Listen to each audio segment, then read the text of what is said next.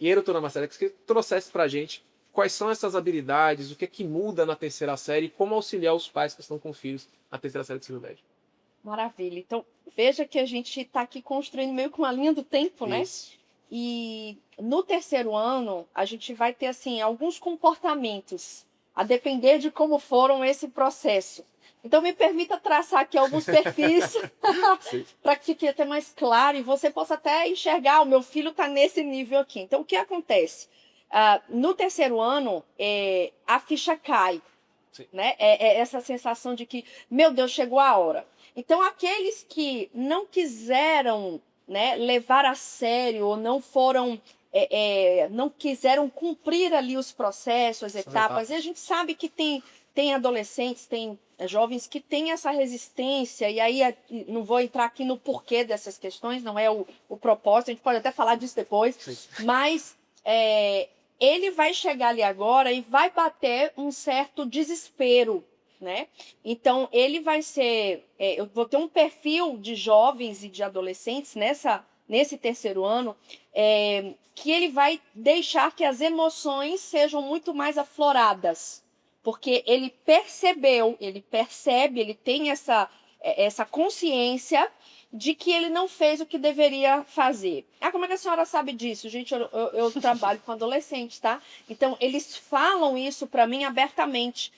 Eu sei que eu não fiz o que tinha que ser feito e agora eu não vou dar conta, né? Então, existe aquele adolescente consciente, mas que não passou pelo processo. O que vai acontecer com esse adolescente? O emocional dele pode consumir ele absurdamente. Então, nesses casos, por isso que eu quis traçar assim, perfis, porque para cada perfil a abordagem vai ser diferente. Não tem como eu colocar todos, dizer que todos vão estar no mesmo padrão. A gente vai ver uma variedade de padrão no terceiro ano. Isso é real, tá, gente? Então, esse adolescente ele vai precisar de acolhimento. Não vai ser a hora para ele. Porque, veja, o que eu estou trazendo. Ele é consciente. Sim. Ele entendeu que ele tinha que ter feito e ele não fez. Quer dizer que ele sabe o que fazer por ser consciente. Exatamente. Ele só teve a consciência, mas ele não adquiriu as ferramentas. Sim. O que ele vai precisar fazer de novo é a casa. Você já viu aquelas casas aí, quando você estava falando, né? Que é o processo de construção e que a gente pode manter bagunçado. Vai construir? Vai. Eu fico imaginando, você nunca viu aquela casa inacabada? Sempre tem uma casa inacabada. Você fala, gente, não vão terminar de construir aquela casa. E dá agonia quando você vê o tempo passando e a casa inacabada. Ou seja, o que foi isso? Segundo meu marido, que trabalha com reforma, eu posso falar também com uma certa propriedade. Mas falta de planejamento de obra. Então, possivelmente, a pessoa calculou um valor X para a reforma, aquele valor extrapolou ou nem calculou, foi na bagunça, professor Breno. E chegou a hora que o dinheiro da reforma acabou. Vai ter que recapitalizar para depois terminar. E fica aquela casa inacabada. Vai terminar depois de quanto tempo? Só Deus sabe quando. E fica lá aquela coisa, aquele armengue lá. O tá gasto lá. É muito maior, e o gasto, exatamente. Porque as coisas inflacionam, aquilo que poderia ter sido feito logo de imediato não foi feito, agora é um outro valor, enfim. Fora que começa já a dar problema no que nem estava sendo usado, porque ficou ali parado, vai ter que refazer algo que já estava pronto. Então, enfim, a mesma coisa com o cérebro, gente. Então, aquilo que eu não adquiri numa idade prévia, chegou nessa hora, a conta vai chegar. E o esforço que esse jovem vai fazer e vai ter que ter é muito maior. Mas ele vai precisar, neste momento, de acolhimento. Ele vai precisar, nessa hora, de que ele entendeu. Então, não adianta você chegar, tá vendo? Eu te falei. Sabe? Aquela velha fama, quebrar a cana que já tá lá amassada. Não vai funcionar, vai ser pior. Veja, se você percebeu que ele é consciente, filhão, vamos correr atrás do prejuízo? Você vai gastar mais tempo, vai ter que ter mais esforço do que outros colegas seus. Agora chega a hora de uma renúncia maior, de um tempo extra maior para construir o que não foi construído, para adquirir as ferramentas que não foram adquiridas e correr atrás do que já está sendo construído. Então, eu estou com uma casa inacabada embaixo, tendo que fazer as duas coisas ao mesmo tempo. Então, esse jovem ele vai precisar de um suporte emocional muito maior do que os outros. E aí vamos para um outro perfil que vai acontecer. Aquele jovem que é o jovem que ele fez toda a etapa, ele passou pelo processo, ele foi diligente, ele foi comprometido, ele se colocou ensinável, ou seja, não, eu estou entendendo o que é e eu quero participar, e a gente tem um número muito grande de jovens assim, né? A família esteve participando e ajudou. Ele vai chegar no terceiro ano, ele vai dizer assim, pronto, agora eu vou colher os frutos e o resultado de processos anteriores, porque agora a minha casa já está construída. Eu vou agora decorar a casa. Olha que fase gostosa. Ele vai sim sentir a responsabilidade, porque é um ano decisivo, mas ele adquiriu autoeficácia. Ele percebeu, principalmente, como o professor Breno deu a dica, se ele fez o processo anterior, se ele já fez uma prova de vestibular no segundo ano, se ele já fez aquele percurso, ele está chegando ali, e eu posso dizer por experiência própria, tá, gente? Eu fiz isso, né? Eu passei, então eu já estava ali, eu dava dica para meus colegas, não, velho, ó, leva-se um bis, assim, ó, porque vai dar uma hora que se você comer demais, seu cérebro não pensa. Na época eu não estudava, mas assim, experiência. Isso. E a experiência, ela te traz segurança. Então, esse jovem, ele vai ter segurança. O que você precisa fazer com ele? Só empoderá-lo mais. Filhão, eu estou orgulhoso de você. Mostre para ele os resultados. Olha, você viu esses 2 anos, você fez isso. Você fez aquilo, você planejou, você se esforçou, você cumpriu cada etapa e agora você só precisa continuar.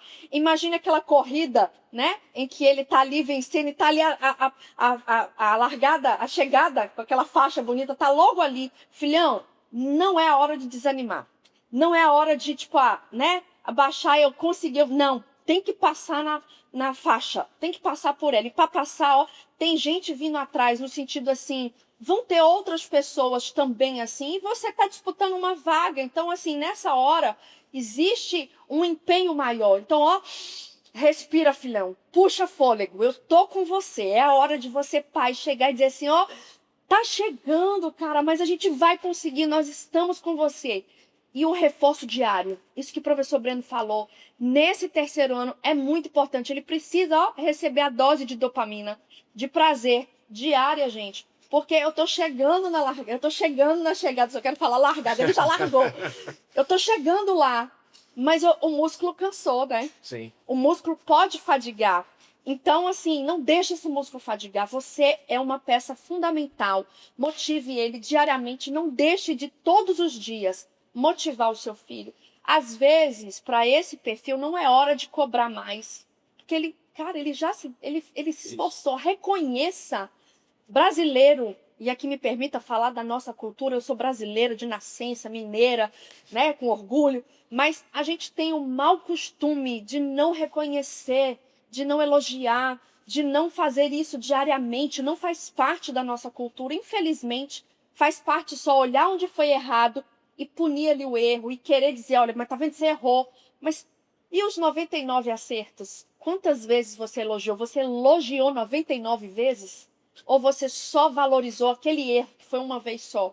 Então, assim, eu costumo dizer que para conquistar algo, ele tem que errar várias vezes. Várias vezes. Então, aprenda a lidar com o erro. Filhão errou? Não, filhão, vai lá, tá chegando perto do acerto. Quanto mais você erra, quanto mais você quebra a cabeça, é porque o dia do sim, do acerto, tá chegando. Olhe com uma lente diferente. E o último perfil, não quer dizer, não o último, tem vários, mas assim, se eu puder dizer que tem arquétipos, eu quis traçar 3. É o inconsciente, professor Breno. Esse, para mim, eu considero o mais difícil, né? O mais árduo e o desafio maior. Ele chegou infernada, passou os 2 primeiros anos lá, né? Como diz o banda voou, não quero nada para o Brasil, desafiou mesmo. Foi aquele perfil que deu trabalho. Chega no terceiro ano e continua inconsciente. Faço o quê? Puxa os cabelos, doutor. Mas tem uns que infelizmente chega.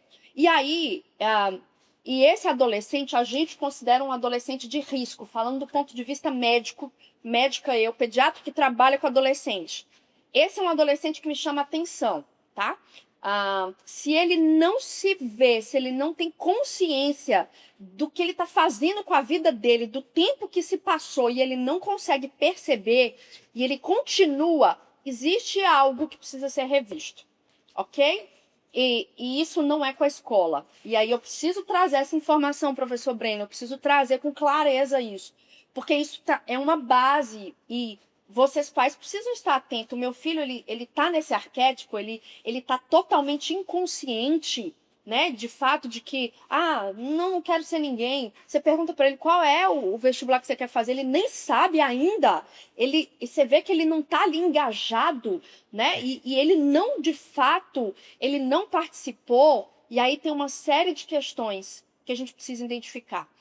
Será que esse não é um adolescente que poderia ter um diagnóstico de algum transtorno Sim. e tudo foi muito difícil para ele e ele resolveu abandonar desde o primeiro momento? Sim. E porque é tão desafiador para ele, ninguém percebeu ou ninguém viu, né? E aqui eu não quero trazer culpabilidade, pelo amor de Deus. Claro. Eu quero trazer consciência, porque é o que está chegando para mim, gente, no consultório. Adolescentes de 14 anos que não tinham diagnóstico, que não tinham um cuidado, até questões emocionais que foram questões da infância, que às vezes, né, não foi nem vocês pais, mas alguém falou e ficou gravadozinho na cabeça dele, sabe? Sim. E aquilo foi suficiente para trazer aquela casa que estava sendo construída ficar mal inacabada por ele mesmo, tá? Então, esse adolescente precisa de um cuidado, Ok. né, para identificar. E aí não é um trabalho que eu posso dizer que é somente a escola que vai dar conta, Sim. mas é algo que precisa cavucar mais essa terra e identificar a raiz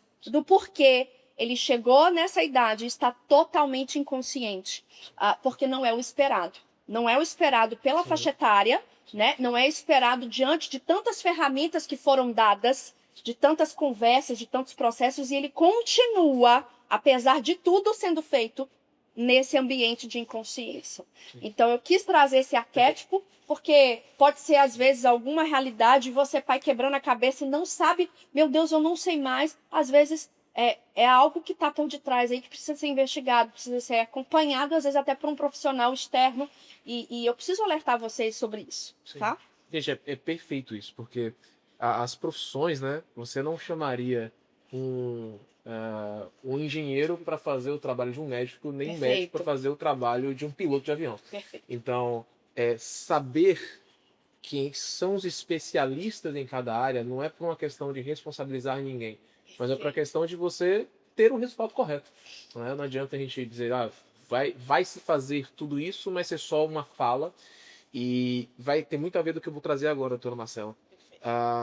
As pessoas geralmente elas compram ideias ou compram certezas pelas necessidades que elas têm, pelas Sim, dores que elas estão sentindo. perfeito. Então, não é somente o adolescente, às vezes, que está numa situação de risco, a família está passando por uma situação de risco e ela, pela necessidade, acaba acreditando em falas que, gente, às vezes é o feijão com arroz. Tipo, o médico é Exatamente. médico, o pediatra é o pediatra, a escola é a escola, né? Cada setor está ali para cuidar da criança. A gente aqui no LEF, a gente entende que soma demais ter a doutora Marcela na nossa equipe e ter outros profissionais dessas áreas, mas sempre lembrando de que o trabalho que a doutora Marcela faz no consultório é diferente do trabalho que ela faz na escola. Na escola há uma orientação, na escola há sim entrada na sala de aula, há sim a preparação dos materiais, dos ambientes. É algo Perfeito. voltado para o objetivo, para o fim da Isso. escola. É diferente quando você está num consultório médico Verdade, e professor. que a escola não tem nem capacidade para isso. Muitas vezes nós acreditamos assim, mas não tem porquê. Aí eu vou trazer como alguém que gosta de matemática, né? As pessoas não fazem a conta básica. Se você Exato. tem, sei lá, 500 alunos numa escola, é só você fazer a conta de quantos profissionais médicos você teria que ter para poder atender cada estudante. Então, isso não faz sentido. Não é um ambiente para isso, né? Perfeito. E o que eu queria trazer de risco é que nessa fase do terceiro ano, os estudantes, você que é estudante está aqui ouvindo a gente também, você que é pai pode ajudar seu estudante, eles entram num ambiente de risco só pelo fato Perfeito. de ter um futuro que não está certo. Uau. Até a primeira série, segunda série, ele sabe que se passar de ano, ele já sabe o que vai acontecer. Ele, inclusive, conviveu na escola com pessoas que estavam na frente. Professor. Quando ele vai para a terceira série, há aquela questão do inesperado, do que eu não conheço. E nesses ambientes é fácil você comprar ideias, porque você quer alguém que lhe dê afeto. Então fiquem muito atentos com isso. Eu vejo estudantes que Uhum. têm necessidade de estudar mais química para passar na sua carreira. Mas ele vai encontrar um influencer, ou um colega, um amigo, que vai dizer assim, não, tem um super curso de geografia. E ele vai se conectar pelo afeto, porque o que ele está precisando é de afeto. Então, se a gente não entender que a linguagem que ele vai receber é a linguagem do afeto, ele vai comprar um curso de geografia, quando para passar na faculdade dele, ele precisava de um curso de química.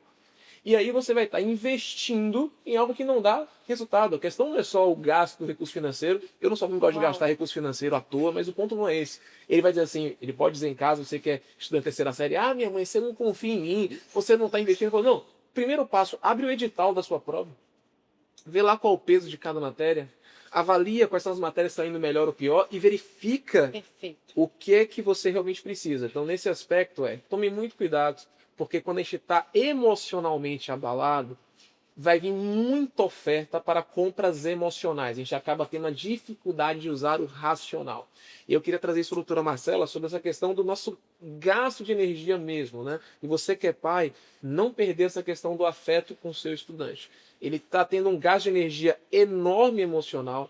Então, às vezes, pedir para que ele seja racional é algo bem difícil, né? Eu pensando na matemática que eu imagino que você tem uma certa quantidade de energia física mesmo que você consegue gastar durante o dia. Isso. E como você que é pai, que já está com o lobo pré-frontal mais maduro, pode ser um suporte essencial para o seu estudante não estar comprando N curso na terceira série. Vou ser bem direto aqui. Eu vejo os meninos falando, professor, eu faço a prova da escola ou eu faço a prova do vestibular? Eu falo, como assim? A escola te prepara para o vestibular.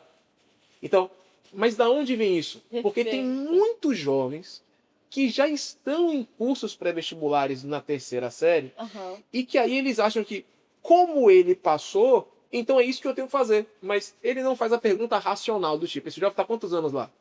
Há 2 anos, 3 anos, 4 anos. Aí cabe a nós pais e professores, com muito cuidado, e lembrando que ele está com uma questão emocional, ele está tentando resolver algo emocional. Ele não está tentando resolver algo cognitivo, perdão, algo acadêmico. Ele quer o acadêmico, mas ele está comprando pelo emocional. Exatamente. Eu queria trazer essa pergunta, doutora Marcela, como a gente pode agir nesse sentido? E para você que é estudante, já te dando uma dica. Utilize os seus professores, orientadores e pais que querem o seu bem. Não são pessoas que estão vendendo um produto para você, mas são aqueles que te acompanharam desde muito tempo e que têm um único objetivo: fazer você alcançar o seu sucesso, alcançar o seu objetivo. Doutora Marcela.